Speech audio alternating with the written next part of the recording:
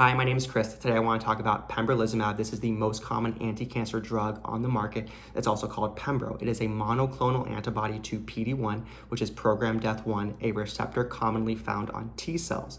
It recognizes this ligand PD-L1, which are found on all other cells.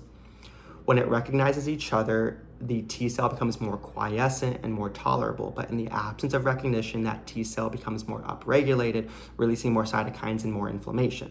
So cancer cells, specifically virally infected cancer cells, have developed ways to increase expression of PD-L1, so it can hijack and mimic that quiescent state for those T cells. But Pembrolizumab, made by Merck, is an antibody that binds to that PD-1, which inhibits that pathway to make those T cells more quiescent. Because PD-1 and PD-L1 are involved in this pathway, they're called immune checkpoint proteins. Therefore, Pembrolizumab is called an immune checkpoint inhibitor, also immunotherapy. You can measure PD-L1 expression in a tumor as well, and we call that the combined positive score, CPS, and it's usually reported as a percentage.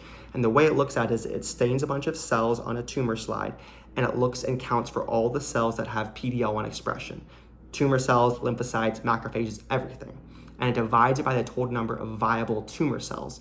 And out of that, you're going to get a percentage, and that percentage is what's reported. So you can have a CPS greater than or equal to 1%, which usually has been some FDA approvals for that, or greater than 10%, etc. Pembrolizumab is given as an IV drug every 3 weeks at a dose of 200 milligrams, at least for the GYN space. There are really no dose reductions for this, but when you're giving the medication, you're going to be checking for a couple of labs, CBC, CMP, as well as a thyroid function test.